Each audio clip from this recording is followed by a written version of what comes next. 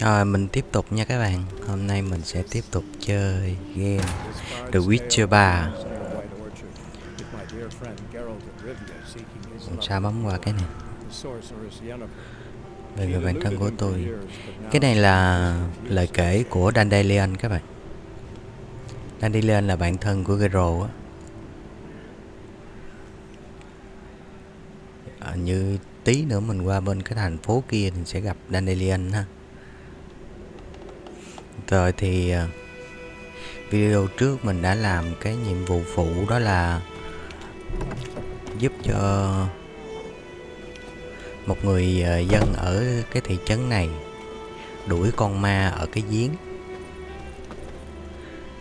Nhưng mình còn một cái nhiệm vụ của ông thợ rèn nữa thì phải, để mình tới cái ông thợ rèn, tới ông thợ rèn để nhận nhiệm vụ ha. Đấy. Mình theo người dân đi. Người dân nói là con trai ông thợ rèn bị mất tích.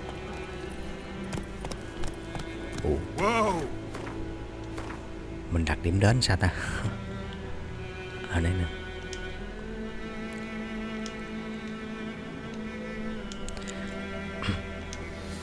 Đi theo cái dấu, cái tích xanh nè.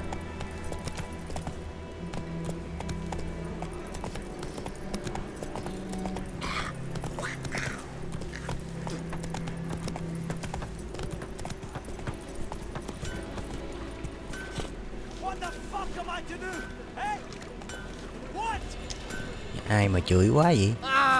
Nè, ông thợ rèn.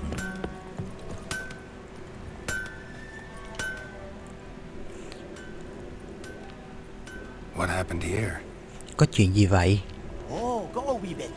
Em thấy hơi lạnh, ta chọn được lửa đốt cả căn nhà để sưởi. Lửa cháy to và bén. Còn nghĩ chuyện gì đâu đừng. Tên chết ở đây là phóng hỏa. Ổng bị đốt nhà các bạn.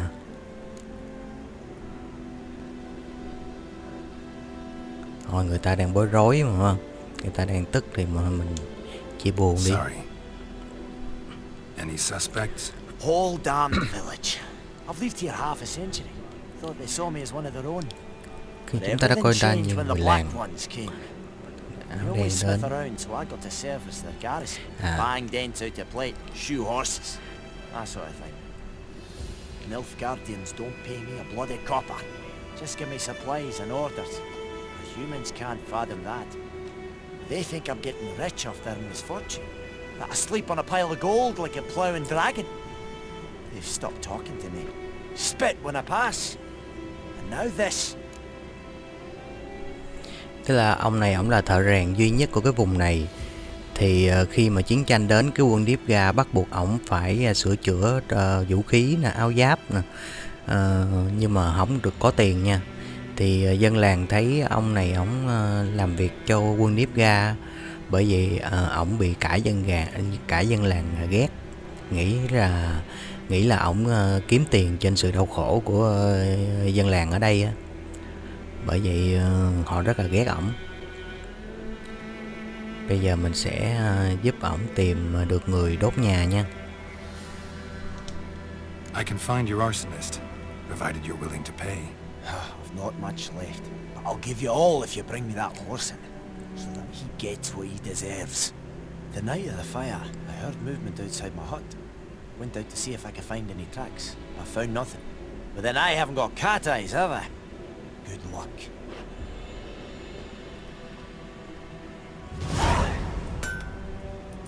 Mình theo nhiệm vụ này nha.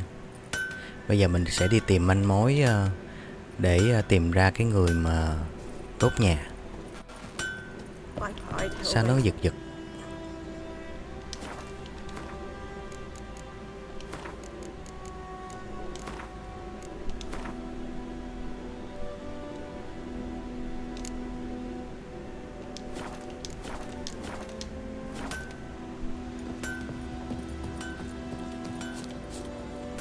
Mình đi tới cái vùng màu vàng ở trên cái bản đồ nhỏ ở trên, dùng giác quan. Cái hoa này hoa gì ta? cải trắng. Dùng giác quan tìm. À, có manh mối các bạn. Dấu chân. Dấu chân A man's, large. của một người đàn ông.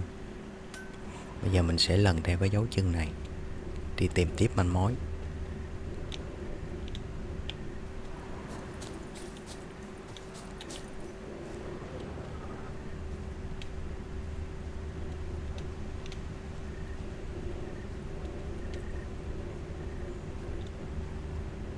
Stinks of piss and vodka. Thằng cha này uống rượu xong rồi xỉn rồi đứng ngay gốc cây này đái nè.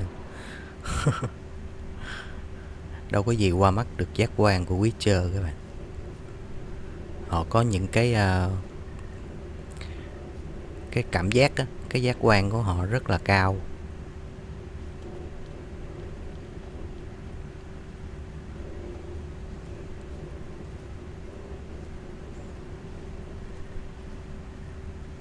Mình sẽ lần theo cái dấu chân đi ở bờ sông rồi.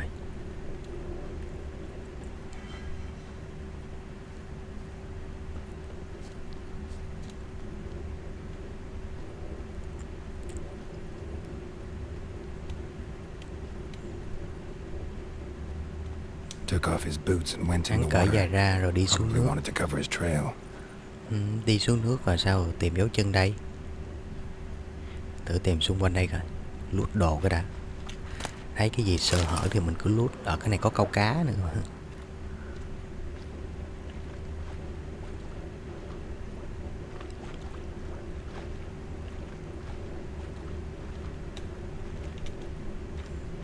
Đây có manh mối rồi.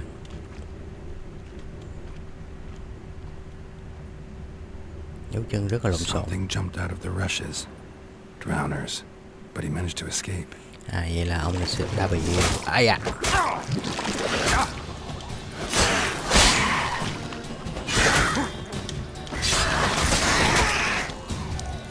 Vậy nên khó quá giữ L để chạy.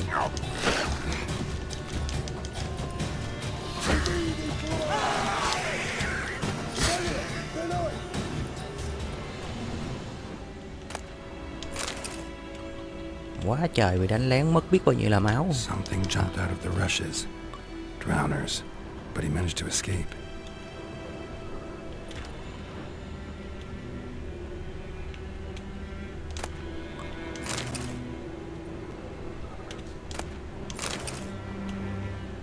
Bây giờ mình đi theo dấu chân tiếp nha.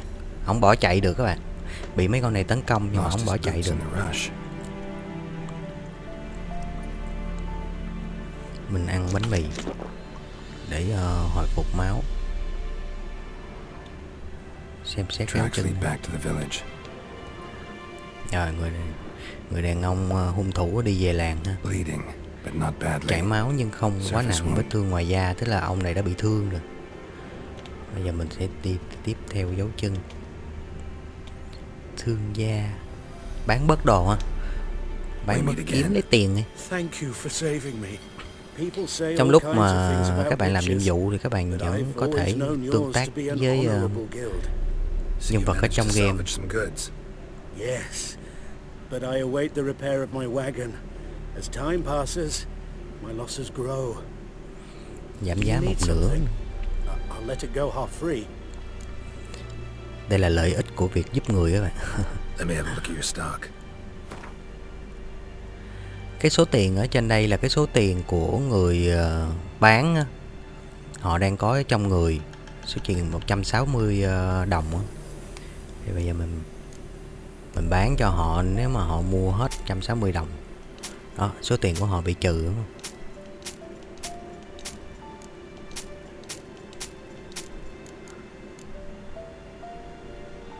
Bán đi. Mình không thích dùng mấy cái cây chùy đó. Kiếm đẹp.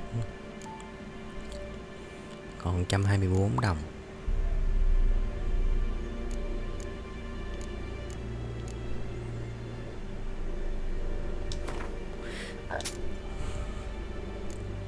Rồi ông sắp hết tiền rồi. Mấy cái da này bán giá cao ghê các bạn.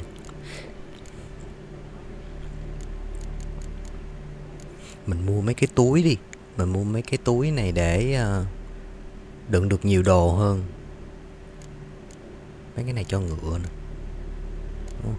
Bây giờ mình mua được không ta? 183 đồng gì mắc dữ cha. Bởi vì cái này các bạn phải đi kiếm tiền nữa. Mình làm nhiều tiếp nha. Nó có một cái mẹo kiếm tiền hay lắm.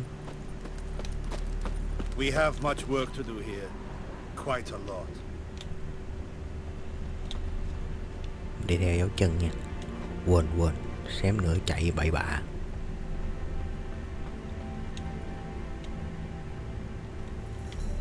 Mấy ngỗng chạy túi ghét đi chứ. Đi vô nhà này luôn. Vô đây chứ không đâu. Nhà bị thương mà, bị con người cắn kìa.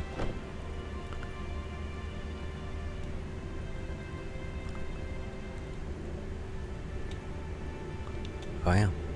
Không phải.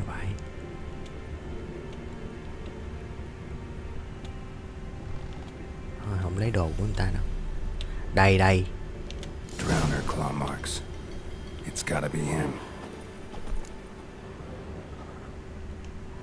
Nasty wound. Run into a drowner? What the fuck do you care? Whoa. Our arsonist's a charmer, too. Come on. Smith wants to talk to you. Why not talk to a non-human? Sons of bitches all, and dwarves are the worst. Họ hiểu lầm mà. Do anything for gold, they will. They forge the blades the black ones put to our throats. Am I not right? Listen, we can work this out man to man. I give you gold, you don't turn me in. My mum died a while back and I sold her tools. I've spent some, but what's left is yours. Ông này muốn mua chuộc. Nhưng mà mình lỡ hứa trước với ông thợ rèn tìm được cái người đốt nhà của ổng rồi. Mình không thể lật lọng được. Đừng hòng. Ngươi phải đi cùng ta. Magpies and dwarves might be greedy, but I'm not. Can't buy me. And I'll beat your fucking mug to a pulp.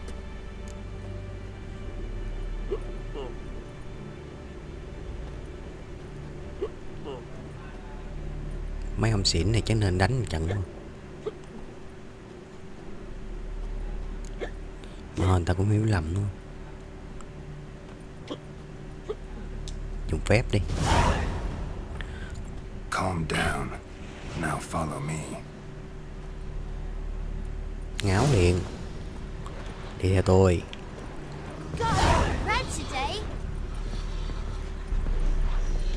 Tôi dẫn đi tự thú. Mình làm sai thì mình phải chịu. Trời ơi, đã xỉn rồi còn bị thôi miên nữa.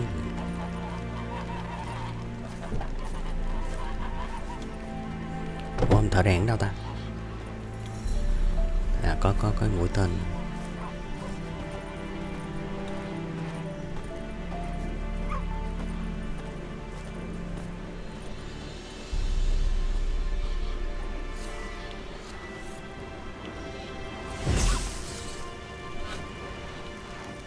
À.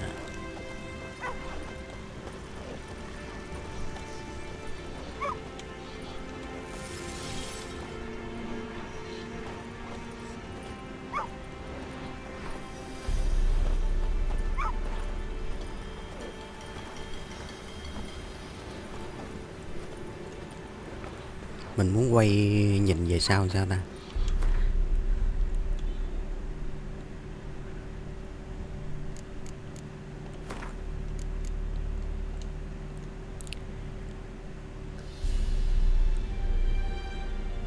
Nhìn quanh.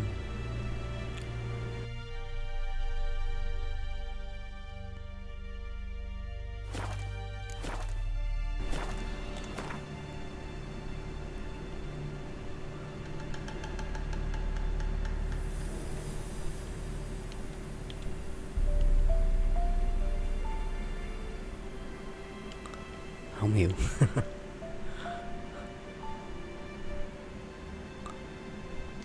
chức năng để chụp hình thôi.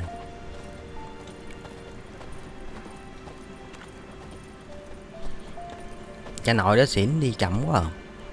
Có những cái gì mới nữa. Lấy hết. Trên đường đi mình lỡ có gặp thì mình làm luôn.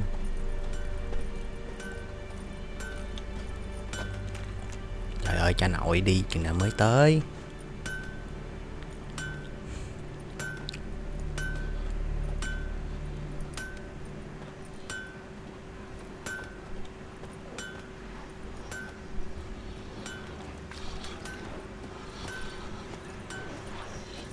Này, tôi dẫn cái người đốt nhà ông về đây.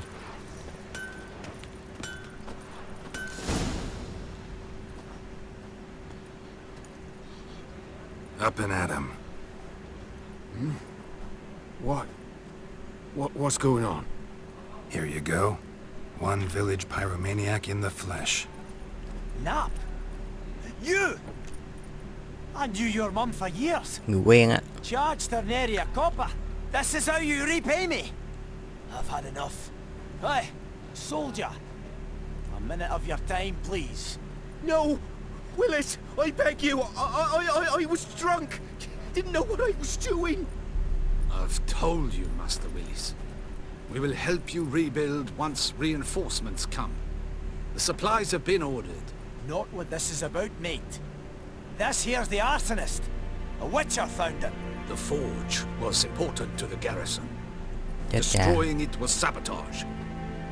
No trial needed here. Just a tree. Một cái cây là muốn treo cổ á. Harsh as punishment goes. But deserved. You know, I hated the black ones at first, like everybody else did. Now I'm thinking they might just Tự nhiên thấy có lỗi các bạn. teach these layabouts some manners. But enough about that. Nhưng mà đốt nhà tội cũng nặng. And I managed to save some things from the fire. Anvil still holds, so I'm sure I can bang something out on it. You need anything, let me know. Give you a good price.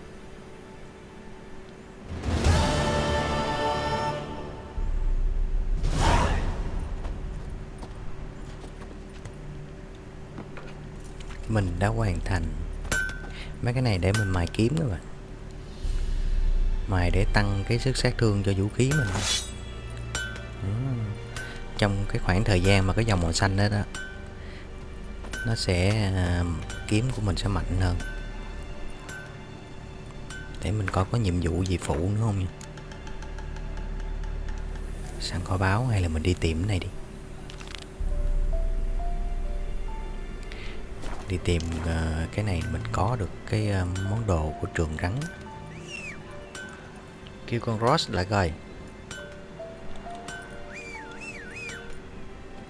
Trời ơi, nó đứng đó mà nó không lại ông nội ơi. Đối với Geralt thì bất cứ con ngựa nào cũng đặt tên là Ross hết. Chết tôi rồi, sợ máy tôi hôm nay nó giật gì.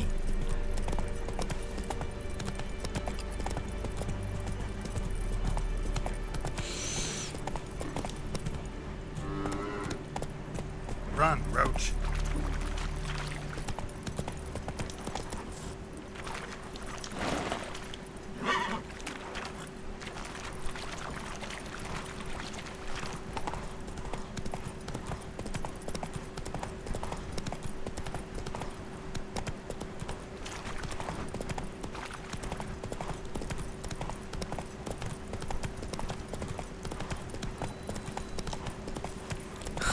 Chạy gì lung tung luôn.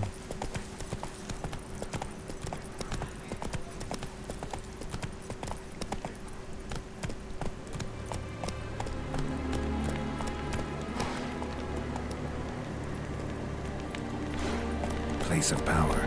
Should draw from it. Trụ đá năng lượng.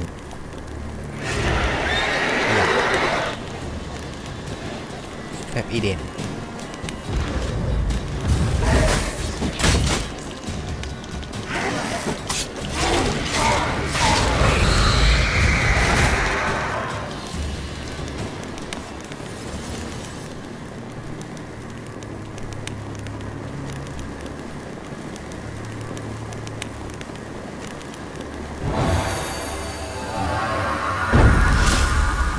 Thêm một điểm kỹ năng.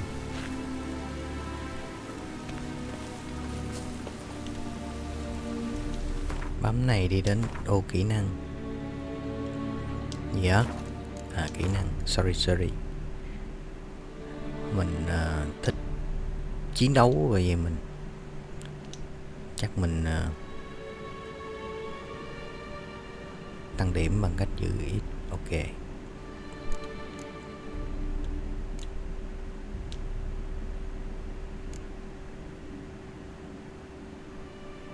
Tấn công nhanh. Ok. Đưa cái này vô. Áp dụng cho ổ kỹ năng. Yeah.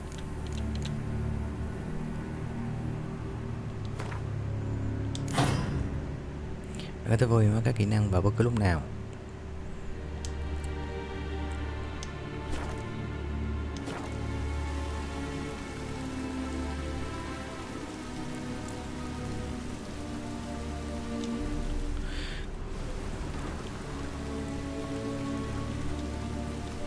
Nãy nó nói gì mình quên coi rồi.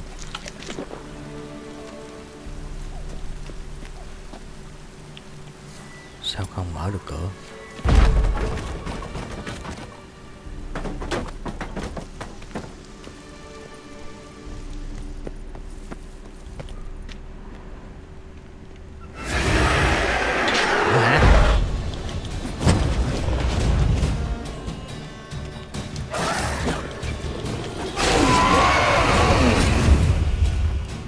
Hoài. Tôi sợ ma mà gặp ông hoài.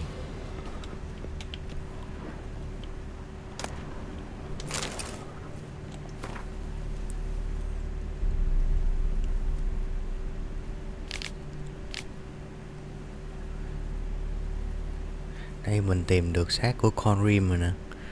Mình lấy lá thư từ trường Geralt.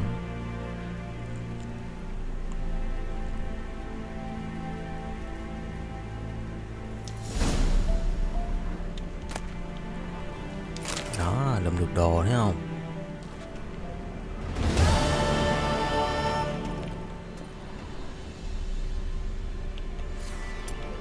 Cho nó cháy.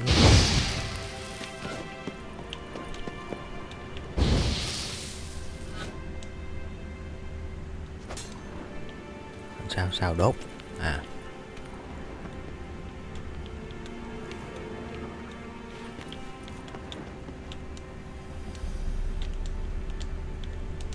Bật ghê. Không sáng lên mà chưa.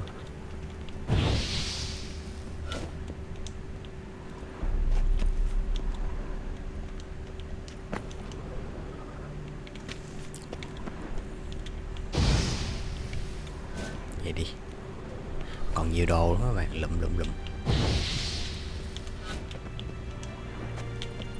Sao mình được mấy cái này ta?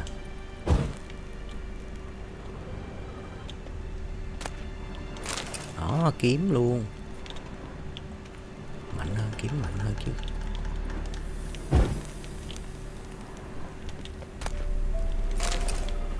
Đó, kiếm ma thuật. Sáng lên sợ ma suốt ngày trong bóng tối hoài.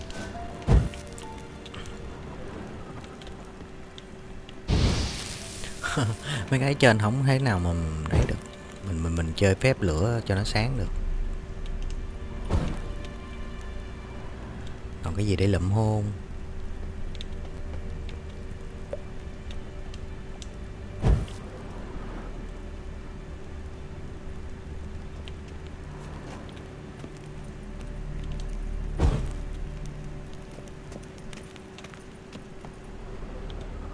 Núm đậm.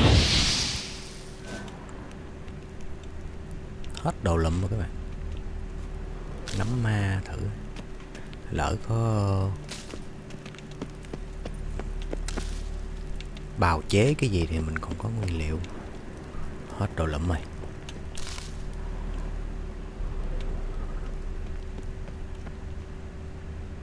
Thôi đi. Magic. A place of power.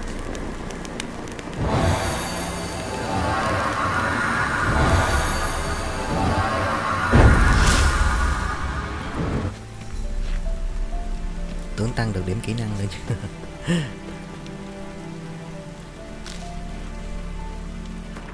Để coi mình lượm được cái gì nha. Wow. Kiếm thép.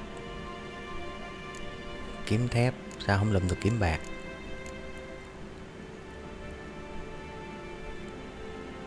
Tăng giáp lên cộng 2 luôn. Cộng 9 luôn. Đổi luôn. Đổi. Ồ, độ xấu dữ. Kiếm này cộng 6. Kiếm thép. Cái này khảm ngọc lên được các bạn. Nó có cái vòng tròn đó là mình khảm ngọc lên được.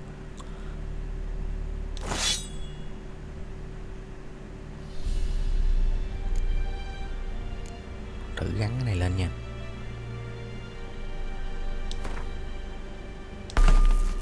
Nó khảm ngọc lên cái kiếm nó đẹp hơn ha.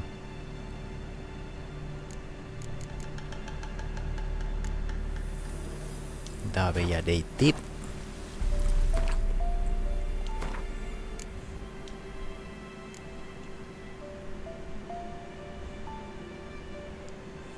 Bây giờ mình đi đến cái đồn trú quân hỏi tin về Yennefer, nhiệm vụ chính. Run, Roach.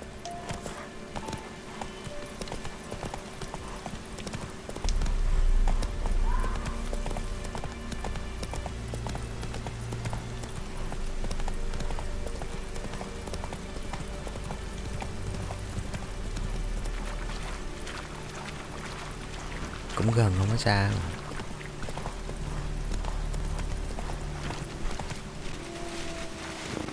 Kho báu đâu?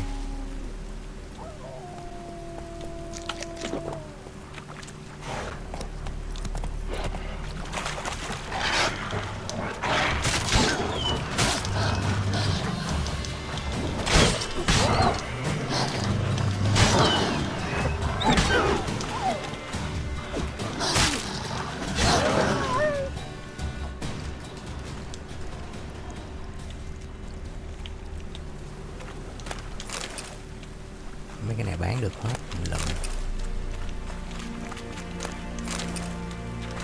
Với điều chế rồi. Cái này hình như mình ấy lửa vô, mình chơi phép lửa vô là nó nổ. Đó, kho báu. Mấy kho báu này là thế nào cũng có đồ xịn. Đó đâu? À còn cái kìa.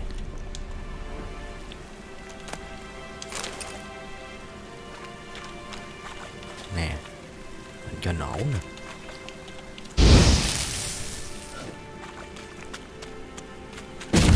Đó, thấy chưa? Mấy cái màu vàng vàng, mấy cái khói vàng vàng đó là cũng mình khi mà mình phun lửa vô nó cũng nổ. Có kiếm không? Đi tới cái đồn lính của người ta mà cầm kiếm đã ngồi. Người ta hiểu lầm.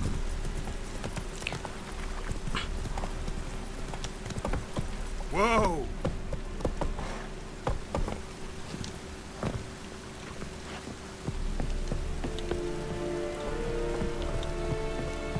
Very glad.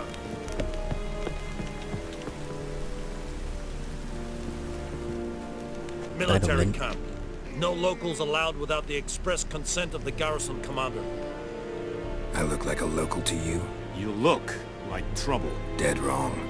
I make trouble go away. I'm a witcher. A witcher? Captain Peter Sagwin Levy is in the tower. Turn right, past the gate.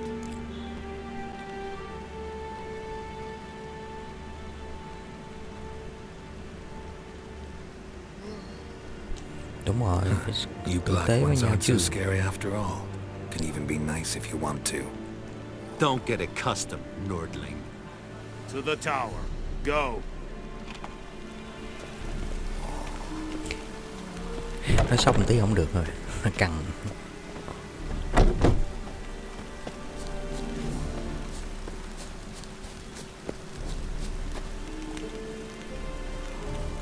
Mấy cái này là mình để sửa bộ giáp của mình.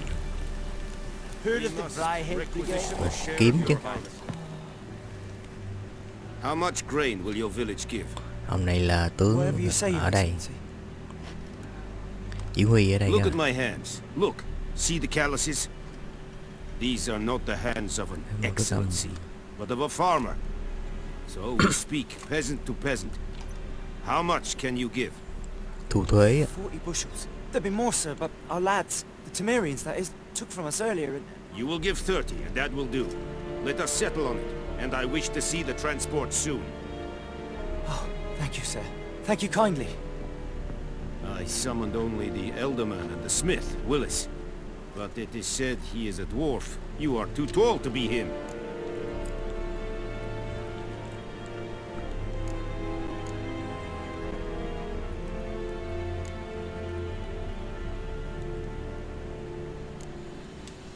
Very perceptive of you. Geralt of Rivia, Witcher. Vatgern!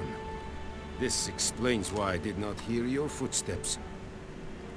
What do you seek here? Yennefer of Vengerberg. Where was she headed? That is a military secret. Haven't thrown me out yet. Haven't called the guards. So go ahead. What's your price? There is a griffin in the area. Slay it. And then I shall see what I can do. Ông này ông biết tin về Yennefer, tại vì Yennefer đến gặp ổng để nói chuyện mà. Thì ổng muốn, nếu mà Geralt muốn biết thông tin của Yennefer á, thì Geralt phải đi giết con Griffin cho ổng. Con Griffin là con điểu sư hồi nãy đầu game mà chúng ta gặp á. Why do you care about this griffin? Because I care about people. The beast has killed 10 already, including a few of my men. To hunt it, I would need to mobilize the entire garrison, comb the woods, organize a batu. Simply impossible. Too big a hassle? No, too high a risk. I cannot disperse my forces. Temeria's army we have crushed, but Xin lỗi its nha, common để folk mình ra coi này. Ok. ready to answer a call to arms. So, as to this griffin, I can sit on my hands, or hire a professional.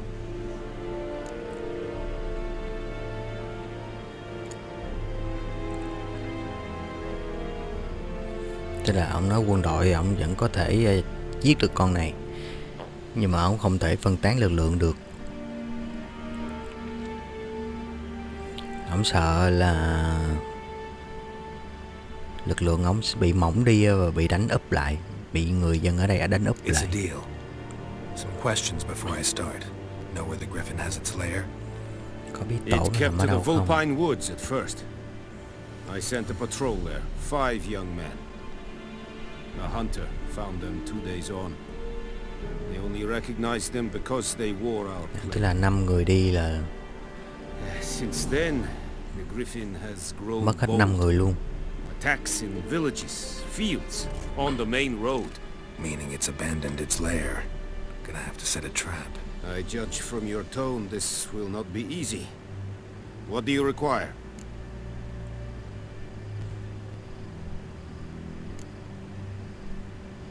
Cần thêm thông Need tin. more information about this griffin. Its sex, why it's abandoned its lair. Shall I bring you witnesses? They won't say anything I don't already know. I need to go where your men died. Look around. What's the name of the hunter who found them? Mislav. He has a hut south of the village, very near the wood. Helpful fellow. A little strange, though.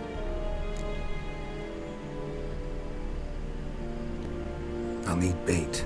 A specific herb. Buckthorn. Scent should lure the griffin from 10 miles off. Buckthorn? Xin lỗi nha. I do not know this. But I am not yet fluent in the common tongue. Probably mastered the basics, though. Hands up. Kill them. No. First came idioms. Don't play with fire, for example. Go to Tomira, an herbalist. She lives near the crossroads. She will aid you. Tamira and Mislav. Thanks. Tức là bây giờ mình sẽ đi tìm hai người. Người đầu tiên là cô dược sư Tomira, Người thứ hai là lính của ổng là Nilfgaard. Để mình thu thập thông tin về con Griffin đó và tìm cái loại thảo mộc để làm cái bẫy để dụ con Griffin lại. Bây giờ mình đi tìm cái Nilfgaard trước ha.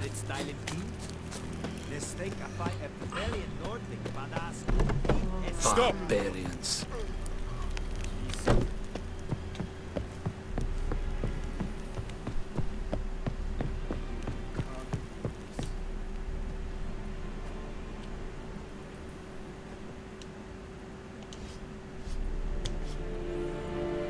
Mình di chuyển nhanh thử ha. Xa 580 mấy bước chân. Di chuyển nhanh đi.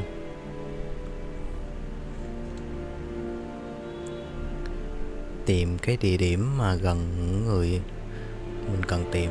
Đây, gần cầu Weson. Cầu giống tên Hàn Quốc quý. Bấm vào đây là tự nó di chuyển cho mình ha. Kêu ngựa. Nó về tới làng luôn rồi. Con ngựa của mình nó ngáo rồi bạn. Faster. Rồi bây giờ mình chạy tới chỗ Nilfgaard ha. Nilfgaard là một người thợ săn.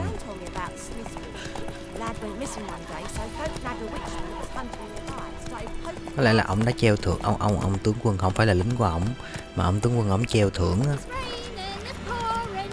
Ổng treo thưởng cho người nào săn được con con Griffin chứ. Thì Nilfgaard này là một người thợ săn ở trong cái làng này, đã từng đi tìm con Griffin và có một số manh mối về nó. Bây giờ mình sẽ đi hỏi.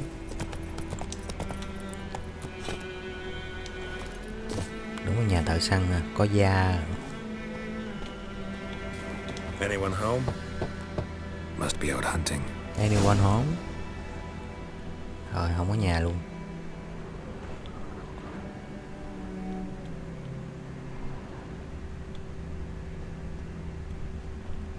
Tiếp tục đi chứ, mình tìm đi tới đây rồi mà.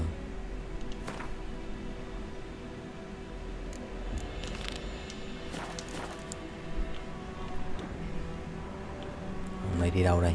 Chắc đang đi săn. Nhưng mình đi tìm thôi. Đi theo dấu chân để biết ổng đi đâu.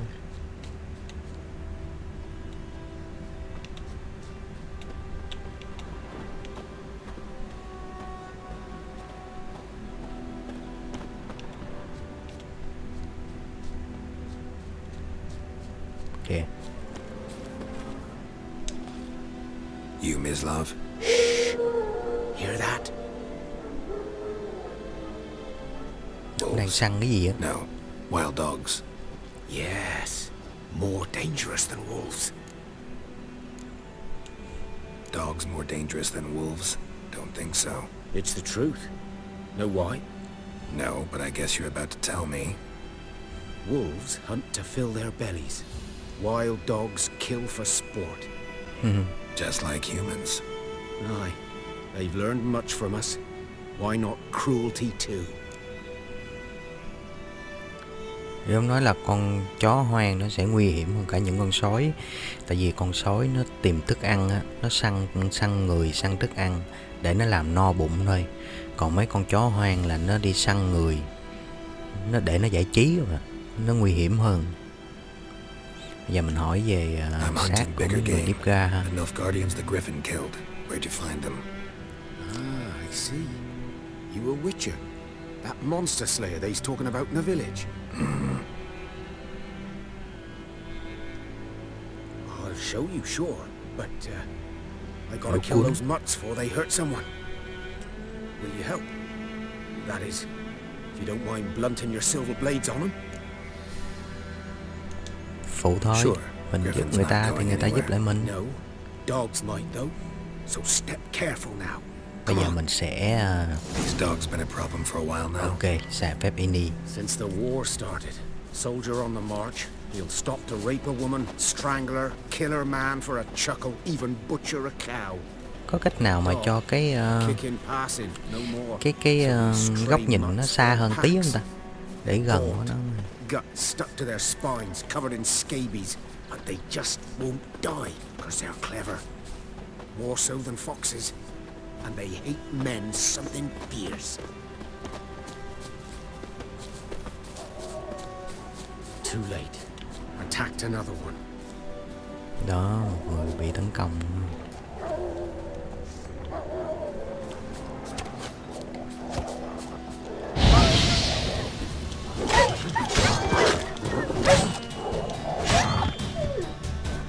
Đó Hoàng nó bự, nó xấu dữ cái trời.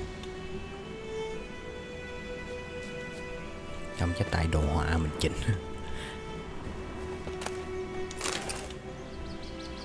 Lụm đồ. Dieter. You know him? We served at the Lord's Manor together, where the Black Army's encamped now. He was a stable hand, I was the Lord's hunter. Người quen của ông này. But that was before. Well, a long time ago.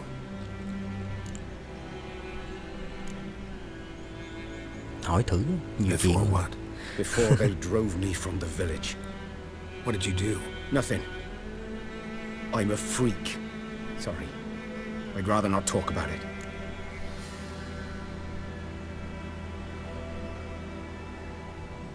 Lỡ nhiều chuyện cho tới luôn. I'm a freak too. Aye, but of another kind. If it's lycanthropy, I can help. What? Lycanthropy. Werewolves. Handled a few cases in the past. It's usually a simple curse The that... Lord's son, Florian, and I, Ôi trời. we loved each other. Dieter walked in on us in the stables. They drove me away. Florian hanged himself. Lord started drinking, and the estate fell into ruin. That's the long and short of it. Ông này ông yêu con trai của ông chủ của ổng, bởi vậy ổng bị đuổi. Rồi con trai của ông chủ ổng tự quỷ luôn. Chị buồn nói. I'm sorry. Ancient history now. I was Nhìn to show men you như where vậy. I found the Nilfgaardians. Come. Khoan, tôi lụm mấy Griffin, cái đồ know này. anything about it? Not much. It's not my kind of game. You're his kind, though. Survival instincts alone ought to make you care. I walk silent through the woods. No griffin can hear me nor spy me. Bây giờ mình sẽ đi đến cái chỗ mà mấy quân Nilfgaard bị con Griffin á, đi săn con Griffin mà bị con Griffin cắn chết à. Gần không?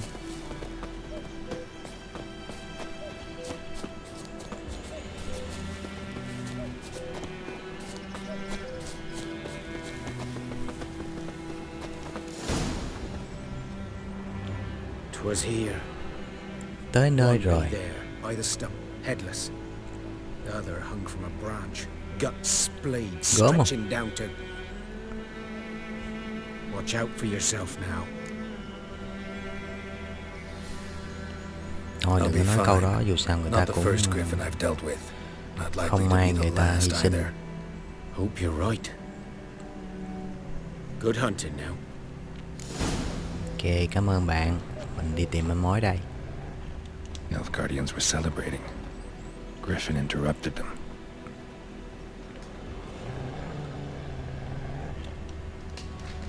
Mình nghe tiếng chó.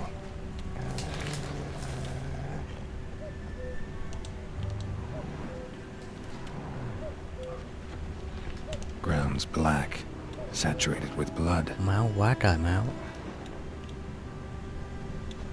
A camp. Tức là mấy người quân Nilfgaard đang đóng trại ở đây ăn mừng, thì con Griffin lại tấn công. Dấu chân các bạn.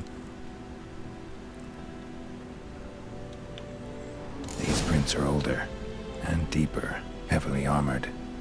Nilfgaardians, probably.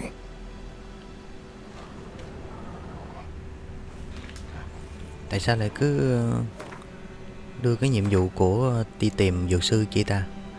Mình đang tìm cái này mà.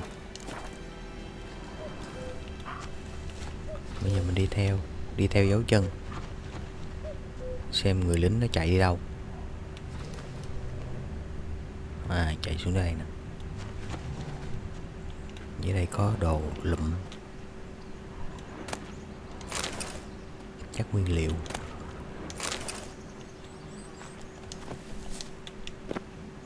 Tiếp tục.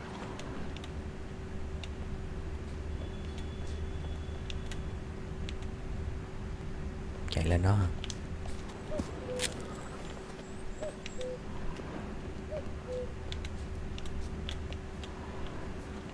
Đâu?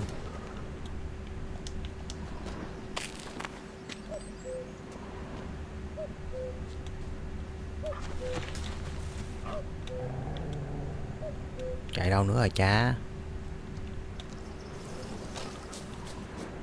Là đây quá. Có không?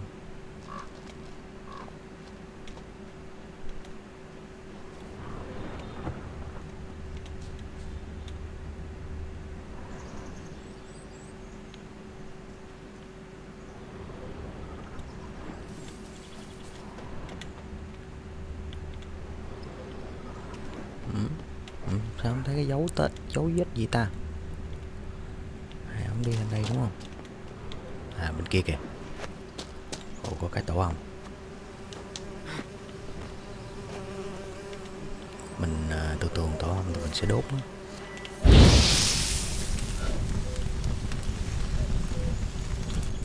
Đại nó rớt xuống lùm mật ong á.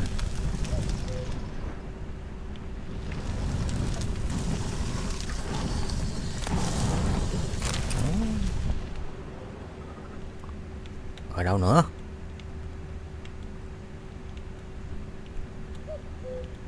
Đây. Griffin's nest.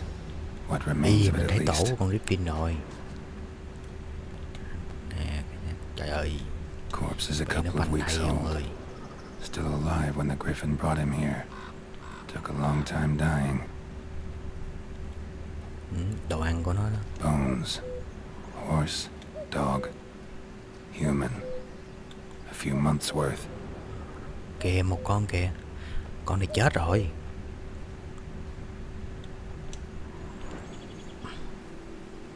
Bự quá trời. Female. Đây Larvae là in con her cái. wombs have already hatched. Been dead at least a week. Other Griffin must be a male. Con còn sống kia là con đực. Tức là có hai con các bạn. Deep cuts over the whole body. Vết cắt sâu Not trên a cơ drop thể. of blood on the beak or claws. Didn't defend herself. Crept up on her while she slept. Là con này đang ngủ thì bị người ta đánh. Beak tips worn. Đã Gray mòn. hairs in the coat. 10, 12 years old. 10-12 tuổi. Griffins pair off for life when young. Male must be about the same age. Như là con đực cũng cỡ tuổi này. Xác định chủng loại Thick của nó. shaft, dense barbs. A royal griffin. Một con Griffin hoàng tộc. Là Royal Griffin á. Explains why the male I ran into was so aggressive. Hunted the Nilfgaardians down here in the forest first, then started prowling the area. Một mặt là nó muốn, con đực còn lại là nó rất là hung dữ. Một mặt là nó muốn trả thù cho con cái nè. Một mặt là nó cũng đói bụng.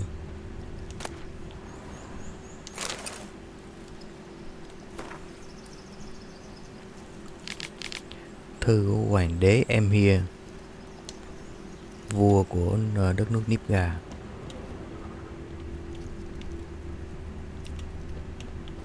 Burned. Only a human could do this.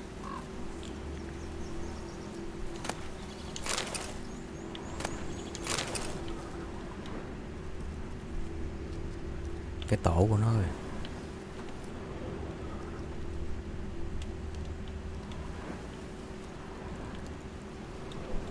Ok, vậy là mình đã biết được thông tin về con này. Bây giờ mình sẽ đi tìm người dược sư để mình lấy. Mình hỏi về cái cây hắc mai. có cây hát mai đó mình mới làm cái bẫy dụ con Griffin được. Go, go. Go. The Đây có dấu medallion's chấm humming. hỏi. Place of power. It's gotta be. Trụ đá năng lượng. Lại thu nhập cái coi có điểm kỹ năng không? Đó, được điểm kỹ năng hay chưa?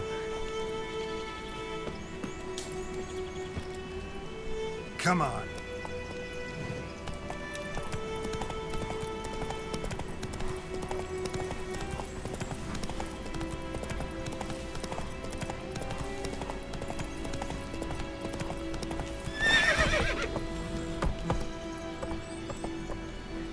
Let's go.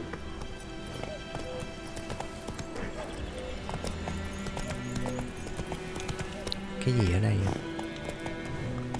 À.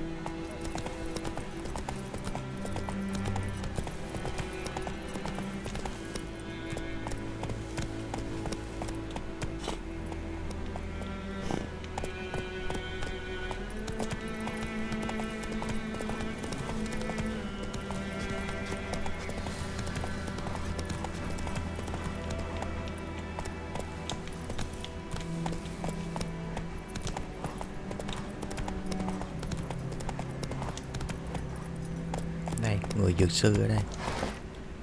Quá trời cây thuốc luôn. Bad time. Not at all. Hand me the beggar tickets, the red bloom. Well, one versed in herbs. Probably saying too much, but I know a bit. For instance, that beggar tick's poisonous. In large doses. Small ones soothe pain and bring forth pleasant dreams. Thầy thuốc không? Which is all I can hope to do for her. Để hỏi có phải do con Griffin gây ra không? Griffin do that to her? Delina. Yes. Attacked her at night. She was walking in the woods. At night? Through the woods? In wartime? Meeting a boy. The young, you know, do foolish things for love.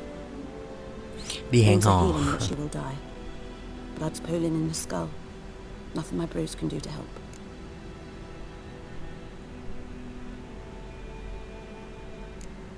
Để giúp Could try to cô help ấy her sống with lại one cái of my đã. potions. Swallow can heal internal hemorrhages. But Witcher's potions aren't for humans. she'll die as it is. Yes, a peaceful death soothed by your concoctions. If I give her Swallow and something goes wrong, the whole village will hear her screams. I understand. Do as you will. Là sao? Kiểu như cho uống thuốc để lên đường luôn hả? Giải thoát hả? Looking for buckthorn. Know if it grows anywhere around here? Bottom of the river, where the channel's widest. But you do know that once out of the water... It'll Thế là stink cô gái này worse hết than a cứu weak rồi old kìa. carcass. Counting on it. I'm hunting the griffin. Need the buckthorn for bait. I was thinking...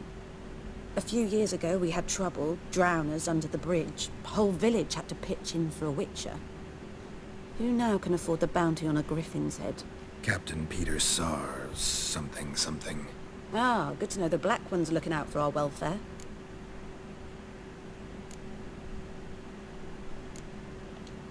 Doubt Emperor Emir cares about you. But this captain just might. Seems like a decent man. There are no decent men in the army. They're only orders. Not from here, are you? A lot of bitterness in you. Too much for someone who spent her life in a hut in the middle of nowhere. True. And you're in a hurry. Elsewise you'd not use bait, just wait for the griffin to attack again. Believe we could have an interesting conversation. Maybe next time.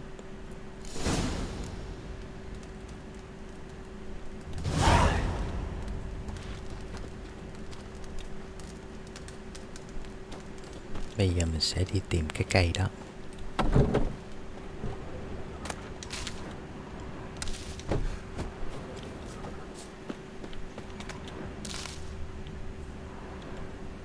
Cây hắc mai là cây gì cha?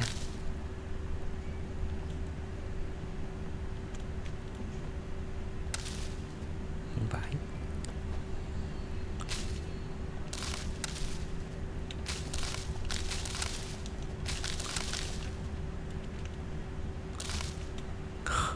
Chắc lấy hết nguyên giường của người ta luôn quá. Ủa cây hát mai dưới dòng sông. Trời ơi. Sorry.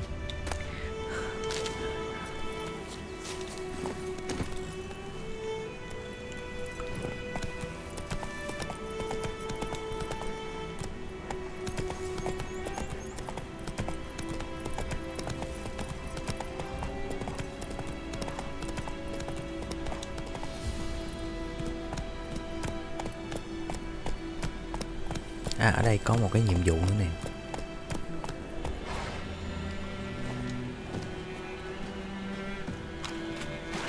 Phải bơi à.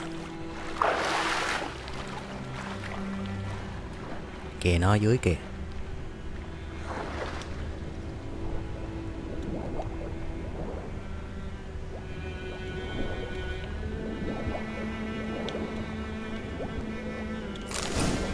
À, được rồi.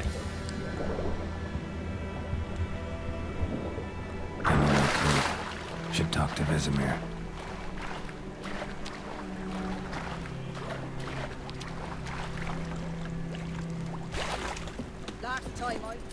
Hôm nay mình cố gắng làm cho xong nhiệm vụ này. Qua hôm sau thì mình sẽ tiếp tục đi phiêu lưu, làm những cái nhiệm vụ phụ, tiêu diệt con Griffin cho dân làng đỡ khổ cái đó.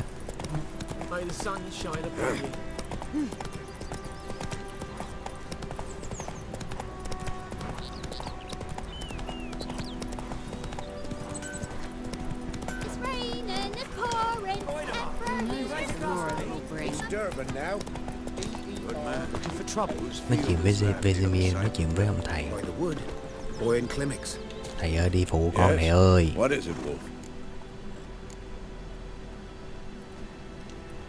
Realize it's been half a year since we hunted down that fiend in Varun. Yes. Well, that was more than a fiend.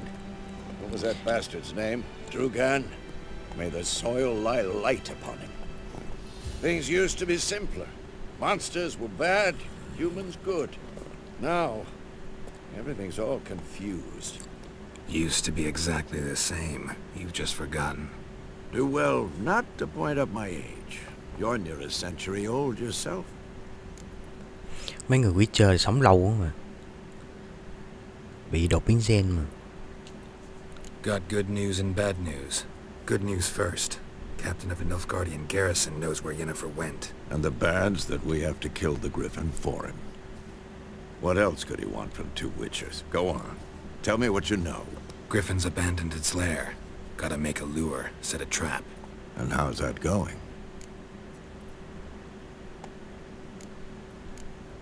Có vài thông tin. Learned some things. It's a male, had its nest in the Vulpine woods. The Nilfgaardians burned the woods down, killed its mate, smashed their eggs. Thought they'd fixed things. It's always the same. Instead of sending for a professional, they try to do it themselves, only end up making matters worse. Got the buckthorn. Ought to work like a charm. Powerful scent. More like stench. City boy.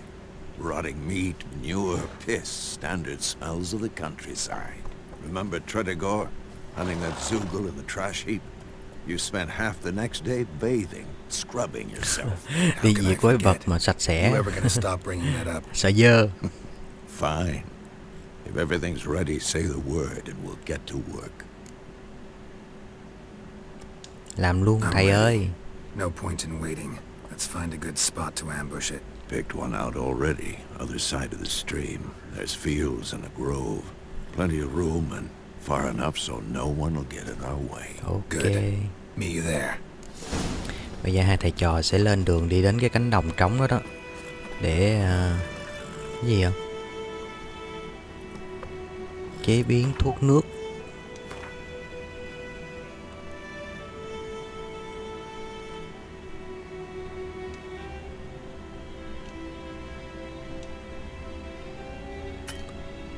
Thuốc nước Thunderbolt ở dưới đây nè. Nó đủ thành phần rồi nè. Rồi. Ok. Vào bảng hành trang để đưa thuốc nước vô. Đó. Đưa thuốc nước vô ô sử dụng thuốc.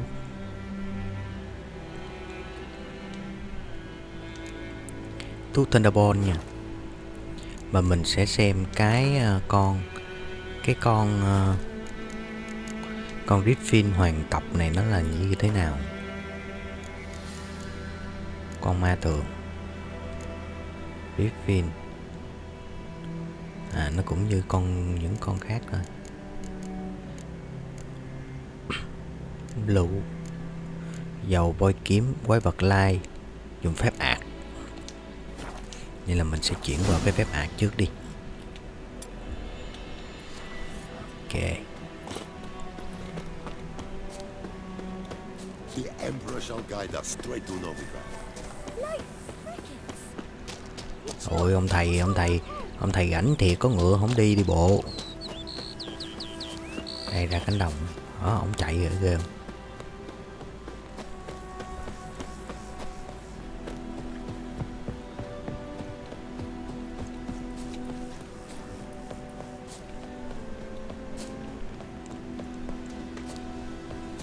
Cây này cái gì ta? Cây ngò gai. A stream, amber waves of grain, charming place, perfect for an ambush. Dòng suối cánh đồng lúa, phong cảnh hữu tình để với quái vật. Ok, bắt đầu thôi. Wind's good. Bait scent will spread quickly. Lấy một con dê, một con cù giả. Come on. We can cower in the shade of those birches.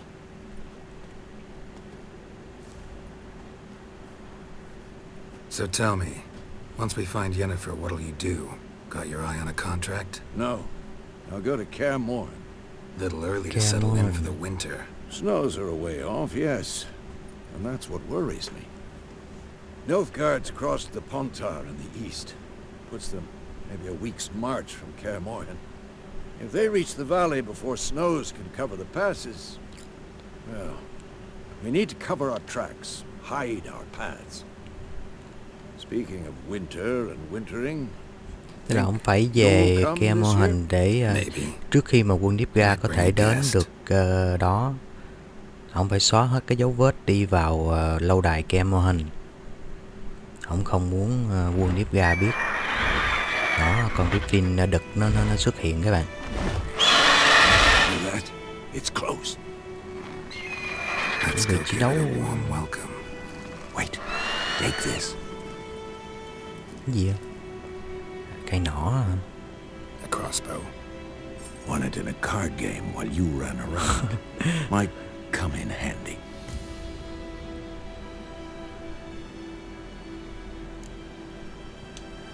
How about that?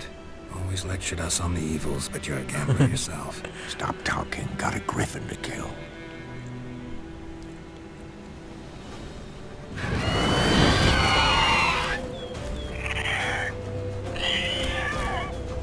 Watch out!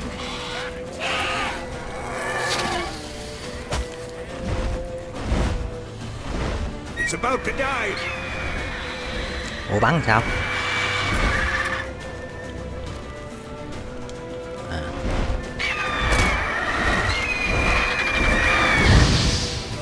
Ê, mình sử dụng phép ạt hả?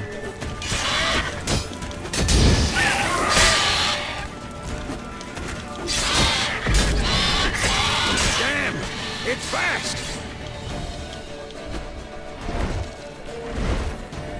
Don't let it get away. Đâu rồi?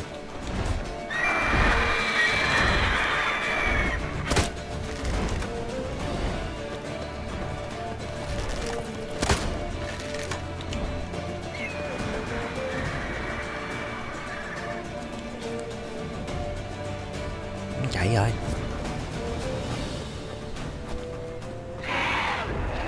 Đó, nghe tiếng của nó. Con Griffin nó bị thương rồi. Kìa nó kìa.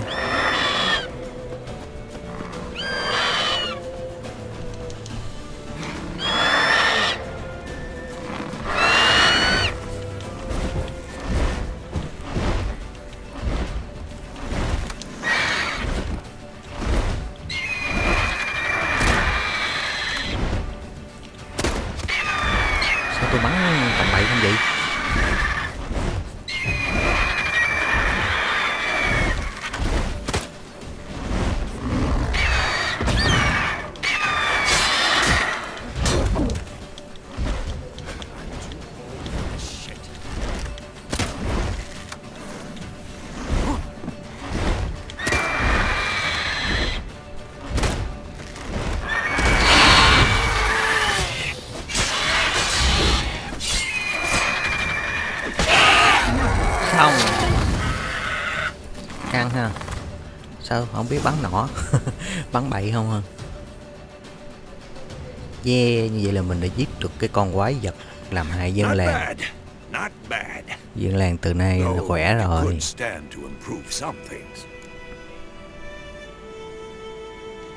Dĩ nhiên học nữa, học mãi thôi. But more on that later. Take the Griffin's head to the Black Ones. I'll ready our horses. Meet me at the inn.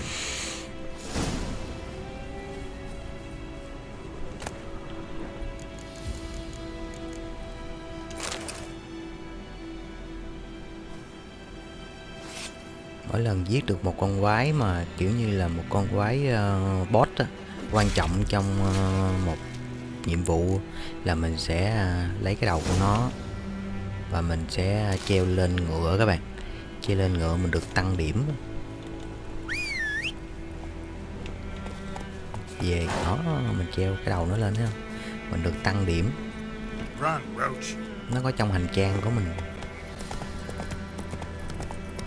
Mình đi tắt cho nhanh nha. Not so fast, Roach.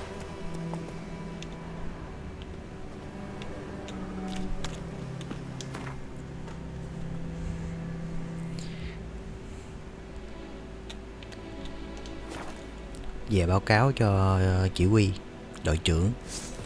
Barbarians.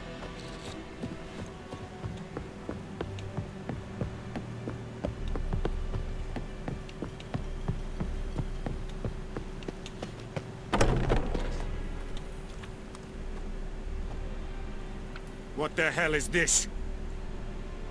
Right. You take me for a blind man or a fool? This grain is rotten. I didn't know. So, a fool. Damn it, you never learn. Military Codex, Article 2, Section 3. For the delivery of defective goods, 15 lashes with a knout. Make it so. Oh, no, no! By the gods, no!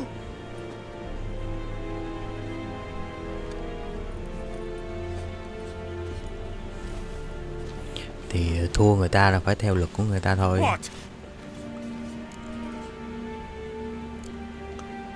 Guess you've dropped your good uncle act. It was no act. I extended a hand to these people. They spat on it. Could it be because it held the sword that killed their loved ones? Tja, a moralist. And what would you do in my stead? Wouldn't ever be in your stead. Tell me why you've come. Mỗi người có một công việc khác nhau mà. Tính chất làm việc khác nhau. Ông này nhiều khi ông phải cứng một chút chứ ông đội trưởng. Tại vì ông tới xâm lược nước người ta là ông phải bắt buộc người ta theo luật của ông chứ. Fulfilled my end of the bargain. Your turn. Where'd Yennefer go? To Vizima. She was a day's ride from here the whole time? Under my nose? Might have said so. Yes, I might have. But you would not have killed the griffin. Tit for tat. Halt! We are not done. It's yours, this gold. I would not want you to say you were inadequately compensated. Yeah.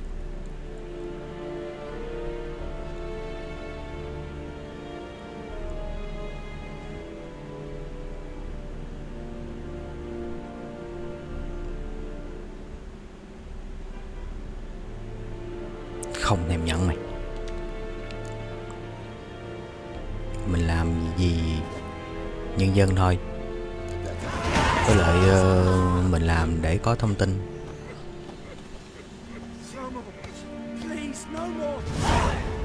Để mình lại cái ông thợ rèn này coi có bán đồ.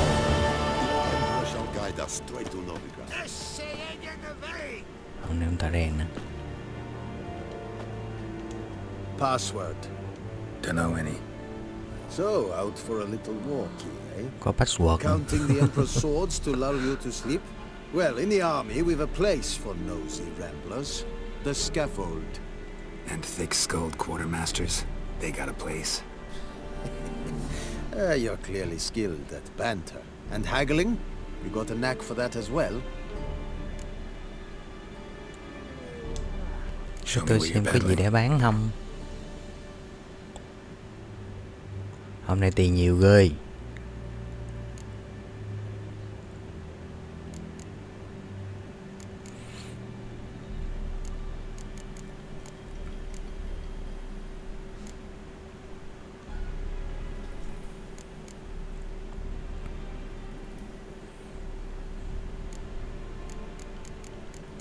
Cái này vật phẩm chế tạo, không chắc mình không bán.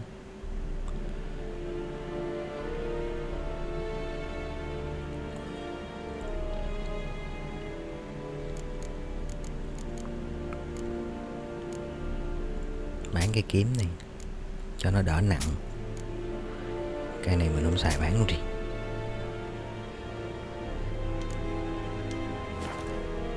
Ủa, còn mấy bộ giáp nè.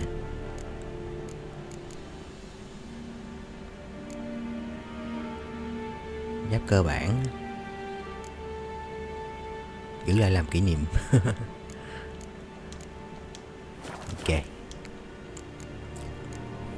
thôi không nói chuyện nữa đâu. Bây giờ mình sẽ đi về gặp thầy.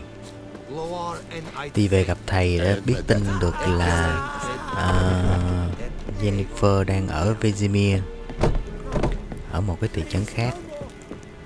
Bây giờ gặp thầy để rời khỏi Wildchat và đi đến Vesemir tìm Yennefer thôi.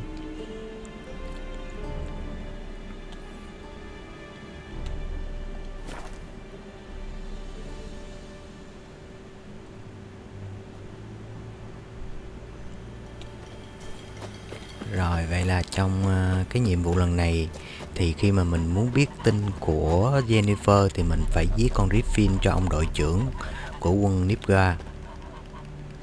Sau khi giết được con Griffin với sự giúp sức của thầy Vesemir thì chúng ta đã có thông tin của Yennefer đang ở Vizima, một thành phố khác. Bây giờ mình sẽ gặp ông thầy để nói với ông thầy. Thì ông thầy về cái mô hình á. Còn mình sẽ đến Vizima để tìm Yennefer tiếp một mình thôi. Yennefer's in Vizima. Got a few friends there, so... Something wrong? Look around. Trouble brewing.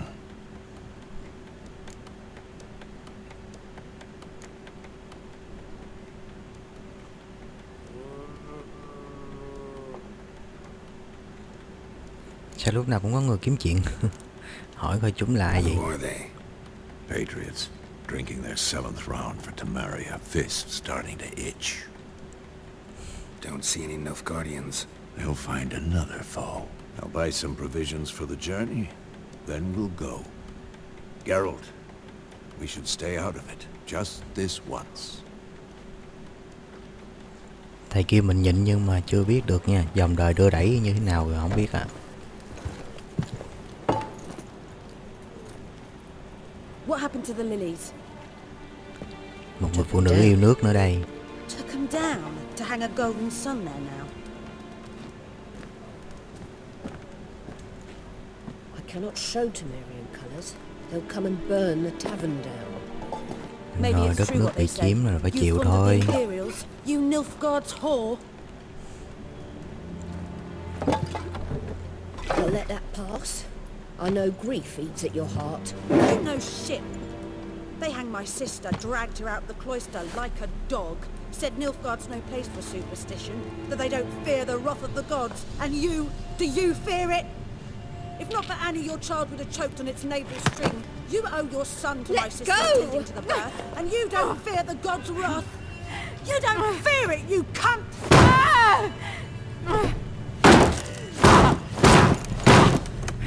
Leave me be! Thấy chưa? Dòng đời đưa đẩy, hoàn cảnh đẩy đưa là thế nào cũng phải đẩy mấy ông này thôi chứ không nhịn được. They say witches steal young'uns. That's true. What the Emperor promised you? Mấy ông này đang giận cá chém thớt. Your own land, like he did the elves once. Get out, all of you. We ain't going nowhere. And neither are you. They won't back down now. I can see that. Don't let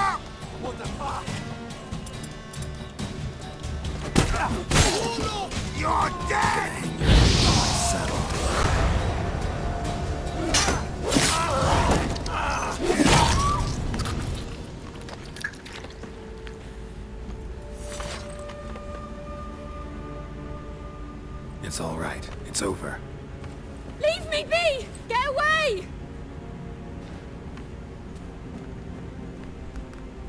See his face! God save us! Be gone, and don't ever come back. Hồi bị đặt cái tên đồ tể làng Blaviken là vậy các bạn. Đâu có muốn quýnh, đâu có muốn động tay động chân đâu, mà bị ép. Thì vô tình người dân thấy vậy người ta cũng sợ, người ta mới đồn thổi lên. Bởi vậy Witcher nó bị đồn là người xấu đó, quân Nilfgaard nè. Yennefer.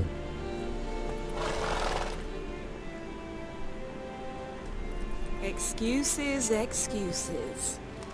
You've not changed a bit. Quá trời đẹp. Yen? How? I received a report about a witcher who'd appeared in White Orchard. I knew it was you, looking for me. I might have waited until you found me, but... well, you know me. Patience has never been my strong suit. It's good to see you, Geralt. I'd even embrace you. Were you not covered in blood? Sorry.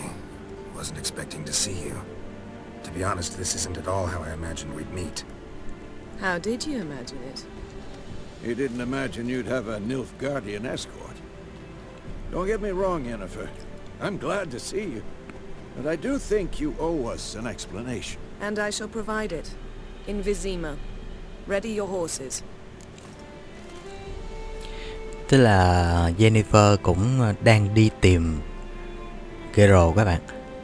Yennefer nghe tin là có một chàng thợ săn quái vật đang ở cái làng White Orchard này. Thì cô cũng cô muốn đợi cho đến lúc Geralt tìm được cô, nhưng mà cô không có kiên nhẫn. Và cô đích thân đi tìm Geralt tại làng White Orchard này. Và có lẽ là cô đang làm việc cho quân Nilfgaard các bạn. Hỏi sao phải vội vàng vậy? Đang chưa hiểu tại sao ở cùng với quân Nilfgaard. Sadly we cannot. Someone awaits you, Geralt. Someone who doesn't like to be kept waiting. Emperor Emir var Emrys, or to those on more intimate terms with him, the white flame dancing on the graves of his foes. Vậy là ông vua Emir đang chờ gặp Geralt. Well, now he wishes to make you an offer. The kind one can't refuse. I didn't, though I could have.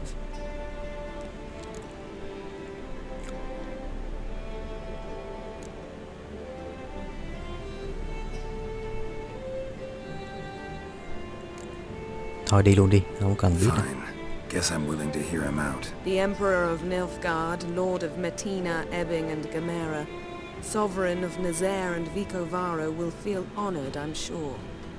What about you? I'm going in the opposite direction. I somehow doubt the Emperor's invitation mentioned me. Besides, I've got things to do at Kaer Morhen, remember? Yeah, I remember. Thanks for your help, Vesemir. See you soon. Vậy là mình được hội ngộ với Yennefer rồi ha. Why do you ask? I'd like to be back behind some thick city walls as soon as possible.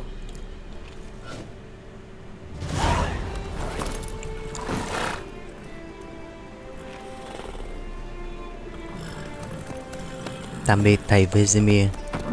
Thầy sẽ đi về Kaer Morhen để chuẩn bị cho mùa đông sắp đến và xóa dấu vết, xóa tất cả các lối đi vào Kaer Morhen để quân Nilfgaard không tìm thấy.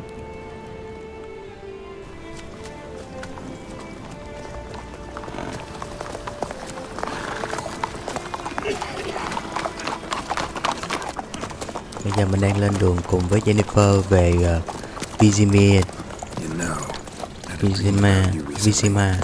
để gặp đức vua Emir. Ông ấy đang muốn gặp Geralt. Just the beginning. But then... But then? Có tiếc bọn quay hình. Mỗi lần bọn quay hình xuất hiện là có tiếc các bạn. Rất là nguy hiểm. Đi đến đâu là chết chóc tới đó. Nó đi ngang qua chỗ nó đóng băng.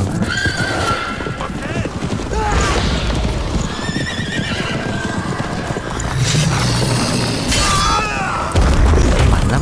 Cái quân này mạnh lắm.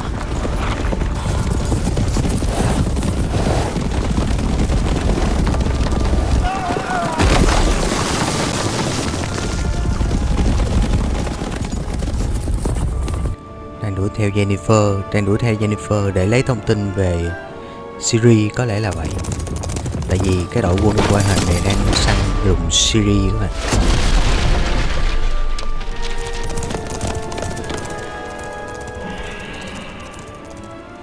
Yennefer là một pháp sư rất là mạnh các bạn. Yennefer, how'd they... We'll talk of this tomorrow, all right? After the audience. Đây là Vizima, thủ đô bị chiếm đóng của Temeria. Tức là White Orchard là một cái làng của Temeria thôi.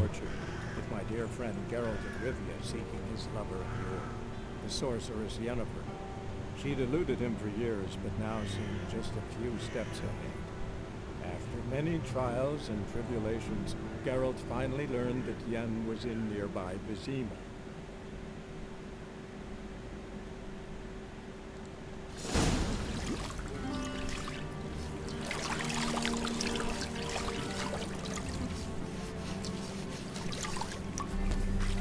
Làm như bị liệt kìa cha, không có tắm được, có người tắm giùm trời.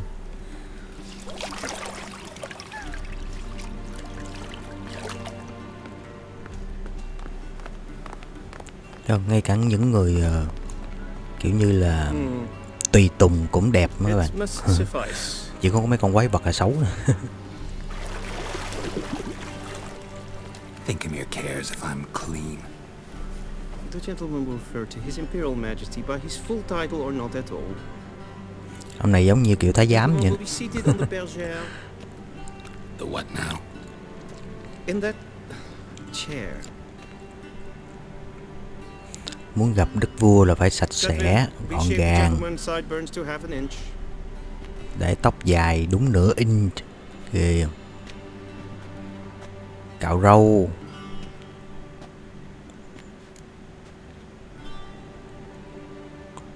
Hỏi coi. What's wrong with my beard? Always thought it added to my dignity. It does. Yet it also detracts from your elegance. In Nilfgaard, we consider beards hard on the eyes. Especially beards infested with lice. Been on the road a while. Fine. Do your thing. Tilt your head back, please. And sit still.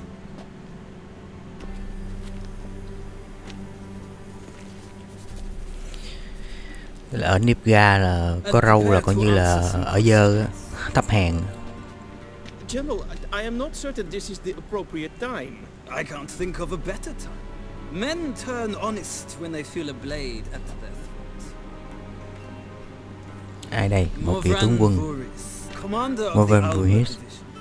Before they take you in to see the Emperor, there's some information I need you to verify. Lấy lời khai nữa chứ. But one that must be seen to. Sure. Paperwork's gotta be in order. So, Geralt of Rivia. Place Tuổi of không birth rõ. unknown, parents unknown, age unknown. All insignificant details. Let us proceed to more recent events. The siege of La Valette Castle. The fate of the defending commander, one Arian.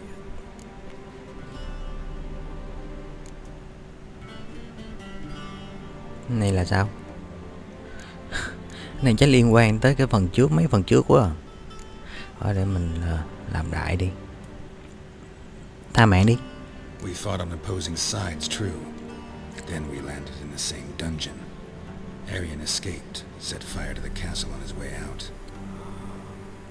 So that is how the blaze started. Our reports suggested the dragon was responsible. Moving on.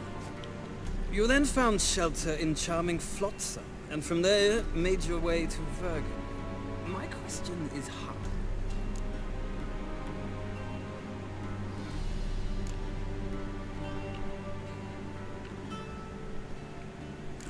Vengerberg tức là bạn, cũng là một người bạn của Geralt, nhưng mà người này là hình như là quân cách mạng của đất nước Temeria các bạn.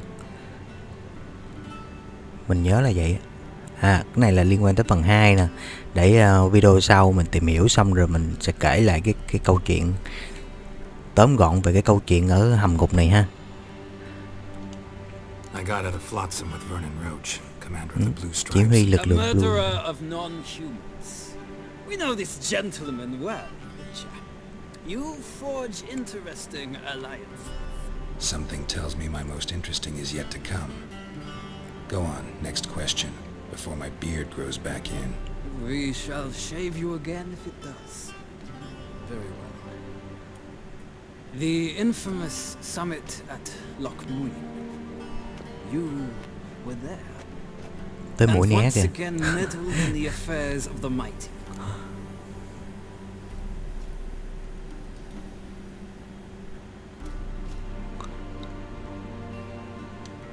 The mighty had imprisoned Triss Marigold. Ought to know I care about her, and I tend to rescue those I care about. Triss Marigold tức là cô phù thủy đã cứu Geralt đã chăm sóc cho Geralt khi mà anh bị mất trí. So do us both a favor and stop moralizing. The gentleman must sit still. I'm almost done. I'm afraid I might find that difficult, because from what I know, shortly afterwards you watched a defective megascope blow your friend Sheila de Tanseville to bits.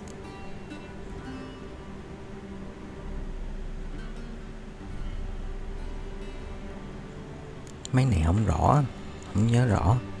Chọn đại thôi nha. I watched her get in the megascope, but ultimately freed her from the trap your man Letho of Gullet had set. Write that down. I want to be sure the paperwork's in order now. Well, national interest calls on one to forge difficult alliances at times. Alliances with witches included. Mình chỉ nhớ là ở phần trước có một witcher là tên là Letho đã được quân Nilfgaard thuê các bạn, thuê để giết một vị vua ở cái quốc gia nào đó mình quên rồi. Liên minh đó tiêu rồi, tôi đã giết Letho, liên minh đó vẫn còn tồn tại sao? Để hỏi. Letho còn sống. So Letho's hiding from you. Must have a good reason. Was there a shift in national interest that might have caused that? I don't know where he is. Wouldn't tell you if I did anyway. Blade or no blade to my throat. I believe that is all. Your signature, please, affirming you stated the whole truth and nothing but the truth on pain of imprisonment or death, etc. Here, ký biên bản làm việc rồi. I would ask the general to leave the room. We shall be choosing the gentleman's attire. An important matter, but one that does not require the general's assistance. Shame. Gặp vua cũng căng quá ha. I might have given you some advice. So long, Geralt. Good luck with your audience.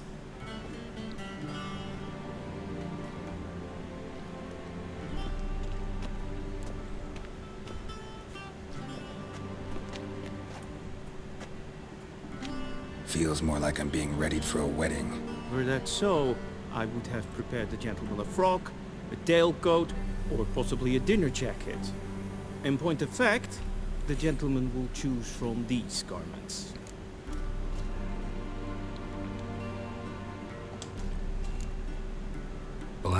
Bác phải chọn đồ này để đi gặp vua. Garish colors in Nilfgaard. The gentleman will tell me once he has chosen an outfit.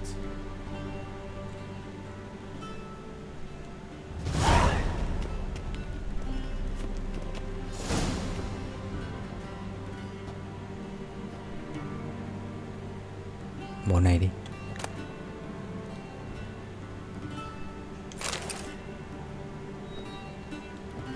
Mặc quần áo vô.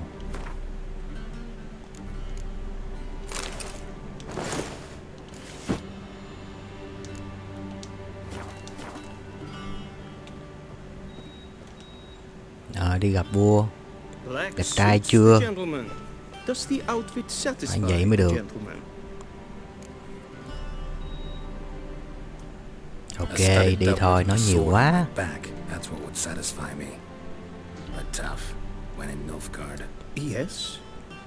Cũng giống như mình các bạn. Mình mặc áo thun quen rồi. Lúc mà đi làm bắt gặp mặc áo sơ mi khó chịu cực kỳ luôn. The gentleman is to stand before the ruler of the North and South. I must confirm that he knows how to bow.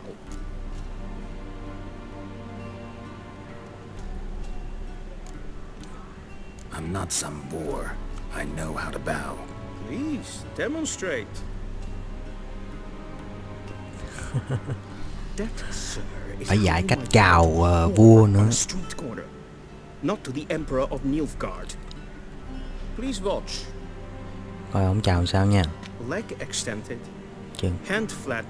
Đó, phải như vậy mới được. Chin to chest. Này giống như coi phim đó, các bạn coi phim về cái thời trung cổ của mấy nước châu Âu, các bạn thấy ha. Gì? Chân phải bước tới, tay trái đặt lên ngực, không phải, chân trái bước ra sau, tay xòe ra hai bên. Please, this is neither the time nor the place for such antics. The gentleman Là sao? will watch carefully. Leg extended. Tay duỗi ra, đầu cúi Hand xuống. flat. Chân phải. Head down. Chin to chest. The gentleman will rehearse. Chân trái bước tới đi.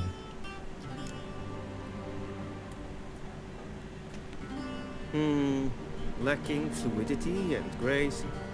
But we've learned to expect less of Nordlings. Come with me. Quá trời nhiều thủ tục rồi. The gentleman will address the Emperor only when asked to, and using the appropriate titles. Your arch magnificency. I see the gentleman is in the mood for jests. I fear the Emperor might not share his disposition. Your Majesty will suffice. Spoken loudly, clearly, and with respect. Nhưng mà bây giờ video cũng dài rồi, giờ mình kết thúc nha. Mình bấm lưu lại nha. Qua video tiếp theo thì chúng ta sẽ cùng nhau gặp vị vua Vesemir, xem coi ổng có mệnh lệnh gì ha, ổng đang muốn gặp mình với mục đích gì ha. Rồi, bye bye.